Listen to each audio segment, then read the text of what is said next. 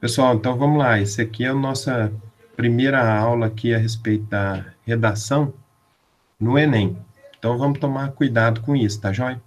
Nós vamos pegar aqui o Enem 2020, né, para poder analisar. Como que eu trabalho sempre com vocês? Primeiro, eu ensino o esqueleto da redação nota 1000, que é quando vocês decoram o esquema da redação. E aí, decorando o esquema da redação, vocês conseguem naturalmente, quando for fazer a redação, fazer ela dentro do modelo correto, porque lembra que no Enem nós temos um modelo correto. Não é chegar lá e achar que é uma escrita criativa, não. Você vai escrever um texto da maneira que você quiser, com o conteúdo que você quiser. Então, a nossa redação no Enem, a gente trabalha dois aspectos: o esqueleto da redação e depois a gente trabalha o conteúdo. No esqueleto da redação, presta atenção aí que eu dividi assim. A nossa redação nota 1000 no Enem, nós trabalhamos com 4 parágrafos. O primeiro parágrafo é a introdução. Então tem o esqueleto aí. O que eu tenho que escrever na introdução, pessoal? Primeiro, no caderno agora, vocês vão usar esse código de cores, que eu já treinei também com vocês. Todo bom aluno, ao estudar, decorar uma matéria, usa a memorização criativa. O que é a memorização criativa? A gente usa palavras-chave e cores diferentes. Então, vamos ver. Na introdução, você já sabe que a gente trabalha com 5 ou 6 linhas. Essas 5 ou 6 linhas, nós temos que trabalhar com 3 frases, tá certo? Essas 3 frases aqui, eu gosto de identificar com vocês o que seriam essas 3 frases. Primeira coisa, é a introdução do tema. Isso nós podemos fazer por um filme, então nós podemos fazer a citação de um filme, ou nós podemos fazer a citação de um livro. Logo na sequência, o que nós temos aí? É o repertório. Existem inúmeros tipos de repertório: filme, livro, música. Escolha um trecho que se encaixe no tema proposto e faça um breve resumo. Tá certo? Depois, a hora que a gente for na sequência aqui treinar a redação 2020, vocês vão ver que eu já fiz. Aí vem a segunda frase da nossa introdução, que é a parte que vocês têm que decorar, que tá em branco aí, ó. Fiquem de olho no código de cores, hein?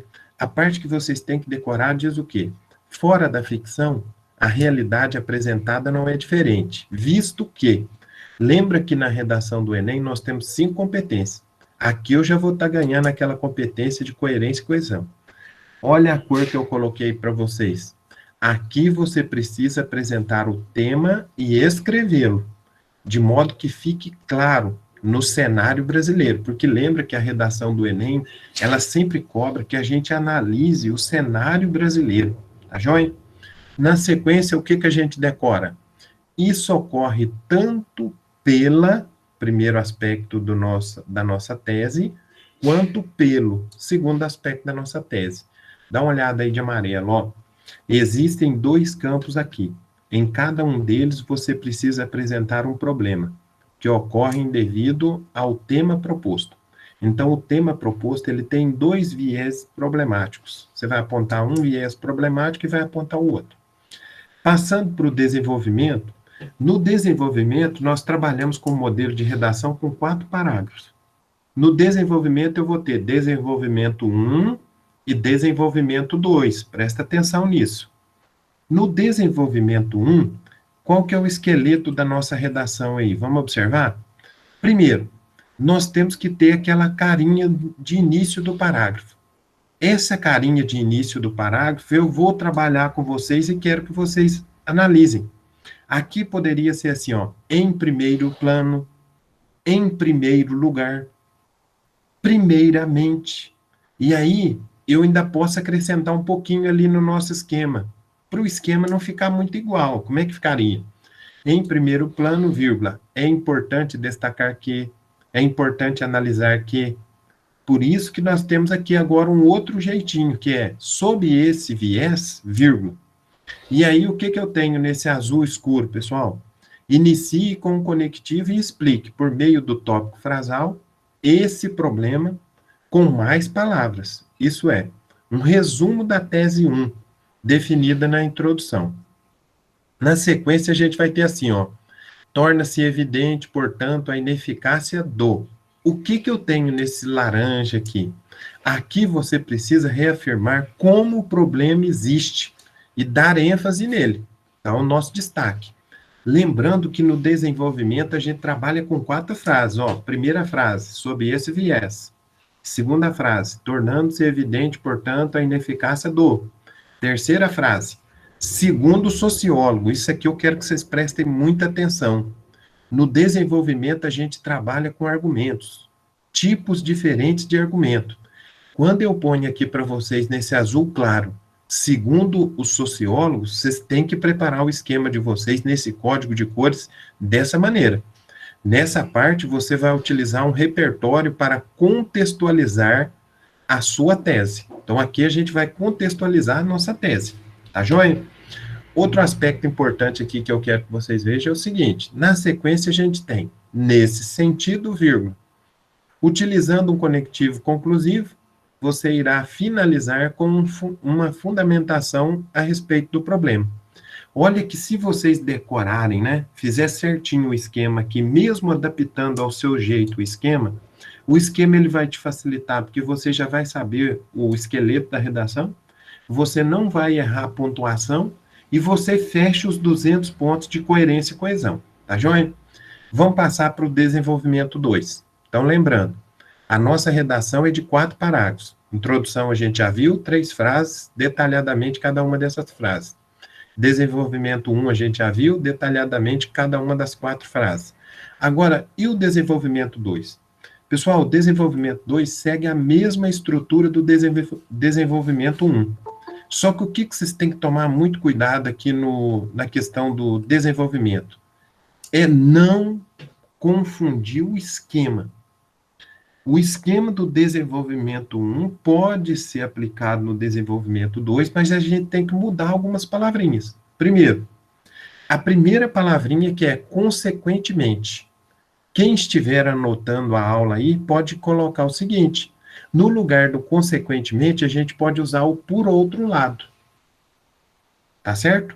Posso usar aqui no lugar do consequentemente por outro lado. Fica à vontade, depois a hora que a gente fizer no caderno e vocês postarem a foto no grupo, aí eu vejo quem mudou ou não. Então segue aí. Consequentemente, o que eu tenho em azul aí agora? Inicie com um conectivo e explique por meio do tópico frasal esse problema com mais palavras. Isso é um resumo da tese 2, definida na introdução. Segunda frase, como é que eu começo a segunda frase? Diante disso, percebe-se que... O que eu estou trabalhando aqui? Mais uma vez, você precisa reafirmar como o problema existe e dar ênfase nele. Ok? Terceira frase. Segundo o sociólogo, agora você vai ter que decorar um outro sociólogo. Nessa parte, você vai utilizar um repertório para contextualizar com a sua tese ou retomar algum repertório já utilizado. Olha como que é importante o domínio que vocês têm aí de sociologia e filosofia. Por isso que nós temos no ensino médio, sociologia e filosofia. Quarta frase do desenvolvimento é o quê, gente? Sendo assim, o que nós trabalhamos aí no marca-texto amarelo?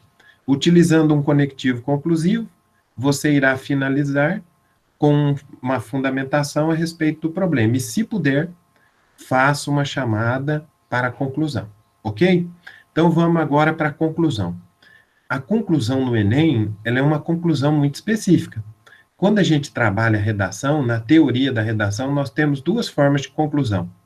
Nós temos a conclusão por síntese, que é dos vestibulares tradicionais, que você pega os argumentos, sintetiza os argumentos, e nós temos a conclusão do tipo proposta de intervenção, que é a do Enem. Nós vamos trabalhar essa aqui, e quando a gente estiver trabalhando para determinados vestibulares, nós vamos trabalhar a conclusão por síntese. Então, vocês já sabem que na teoria geral da redação, nós temos 2 formas de conclusão. Conclusão por síntese, vestibulares tradicionais, vamos trabalhar outro dia. Conclusão por proposta de intervenção, é a redação do Enem, é a que nós vamos trabalhar aqui. Qual que é o modelo que vocês têm que decorar, pessoal? Prestou atenção no que eu falei? Tem que decorar. Esse modelo aqui de conclusão, assim como todos os outros parágrafos, vocês têm que decorar. Então, vamos lá. Como é que começa a nossa conclusão? Infere-se, vírgula, portanto, vírgula, que medidas são necessárias para diminuir os impactos do... O que é esse azul? coloque o tema da redação, ok? Ali, o que eu vou fazer aqui? Elenque o agente que pode realizar essa proposta. Aí, no modelo que vocês vão escrever para mim lá, vocês têm que lembrar o GOMIFS. Lembra aquele mnemônico, aquele Memorex que a gente usa do GOMIFS? Aqui vai começar a entrar o agente social. O que deve fazer por intermédio de quem? Então, nós temos lá o governo, ONG, mídia, família, escola, sociedade. Então, nós temos o GOMIF. O agente social deve promover a... Aí eu tenho ali o que na parte branca, pessoal? Nessa parte, você irá elencar qual é a ação que esse agente social irá realizar. Por meio de... Na parte azul clarinha entra o quê? Aqui você vai explicar como isso será feito e vai deixar mais detalhado possível. Aí vem o amarelo. A fim de que... Por fim, vai explicar por qual motivo será realizada essa ação, qual o objetivo. E, em último lugar, fechando a nossa redação, chave de ouro, somente assim, partezinha em preto. Antes de finalizar, eu gosto de recapitular a minha alusão que eu fiz lá na introdução, na última parte da conclusão. É um fechamento do tipo chave de ouro, fechamento, arredondamento. Pode ser uma citação ou você volta. Bom, então o que a gente fez? A gente preparou o esquema da redação nota 1000. Introdução, desenvolvimento 1, desenvolvimento 2, conclusão. Agora vamos ver o que o Enem 2020 cobrou? Na sequência que eu tenho com vocês, o Enem 2020. O tema da redação no Enem 2020 foi o estigma associado às doenças mentais na sociedade brasileira. Veja que é um tema complexo. E como sempre eu explico para vocês, você deve ler o tema retirando ali as chamadas palavras-chave.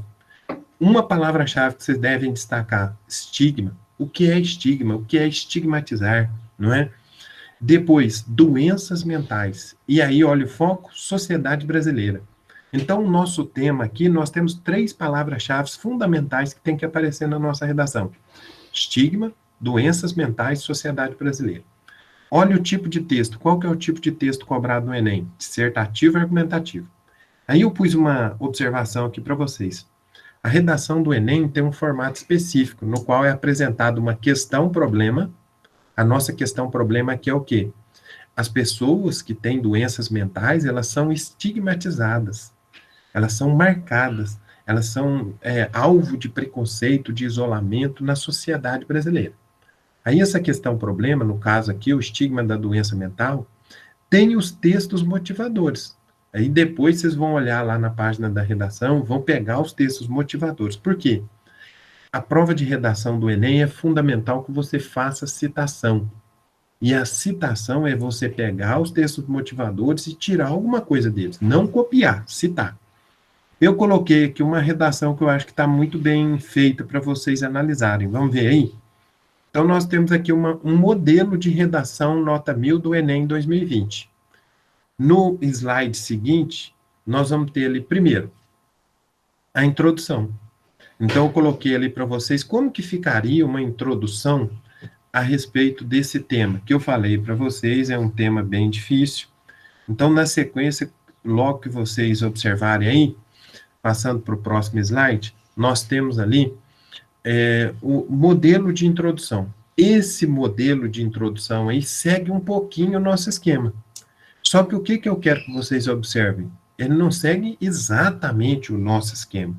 Então, dá uma olhada aí para mim, gente, no próximo slide nosso, a respeito do modelo de redação. Cuidado que eu tive um errinho de digitação aí, ó, é introdução, né, belo português, não coloquei nem o tio, nem o cedilha, né, mas introdução. Então, vamos ver, de acordo com o nosso tema 2020, como é que ficaria? Aí eu faço a citação de um documentário, Audrey Days, exibido pela Netflix, é retratada a história real de 2 adolescentes que sofreram transtornos mentais, olha aqui as doenças mentais, mais especificamente a depressão. Em um dos episódios, sem saber a quem recorrer, Audrey relata a incapacidade de continuar a viver devido a um vídeo íntimo seu ser publicado nas redes sociais. Paralelamente, de maneira análoga à obra documental, na atual realidade brasileira, é perceptível que o quadro atual necessita de soluções, ó a palavra-chave, soluções, para amenizar, outra palavra-chave, o estigma às doenças mentais. Dessa forma, isso ocorre, sobretudo, pela, número um, ausência de ações estatais, o que acaba ocasionando uma população que não sabe a como reagir frente a esse problema, tá certo? Então, não é uma introdução perfeita, porque só apontou um aspecto da tese, deveria apontar os dois, a ausência de ações estatais, e aí, de certa forma, apontou um pouquinho o dois ali, que é a população não sabe reagir a isso. Vamos ver o desenvolvimento um. Como é que fica o desenvolvimento um? Passa aí para mim, na sequência, o desenvolvimento um. E acompanhe aí, por favor. No desenvolvimento um, eu pus, diante desse raciocínio, a falta de informações disponíveis por parte do Estado colabora para uma sociedade desinformada. Assim, torna-se evidente a ineficácia governamental, que não cumpre o seu dever ao não disponibilizar ferramentas que propiciem uma ajuda eficiente a esse cidadão. Olha o nosso esqueminha da redação nota 1000, ó. Segundo o sociólogo Rousseau, vírgula, argumento de autoridade, eu estou fazendo uma citação, é função do Estado o cumprimento de uma sociedade integrada e harmônica. Nesse sentido, ao não desempenhar ações eficazes, o governo colabora com a persistência, a palavra-chave, dos transtornos mentais na população brasileira. Só que lembra, aqui não é só a persistência dos transtornos mentais, é a persistência da estigmatização, né, do preconceito em relação a essas pessoas que têm os transtornos mentais. Vamos para o desenvolvimento 2? O que, que a gente pode trabalhar no desenvolvimento 2? No desenvolvimento 2 a gente trabalha assim, ó, consequentemente, sem recursos à vista, a sociedade encontra dificuldades na maneira de lidar com os transtornos mentais. No movimento literário ultrarromantismo, olha que aqui eu tenho um argumento de autoridade, mas eu não estou citando um filósofo ou sociólogo, eu estou citando.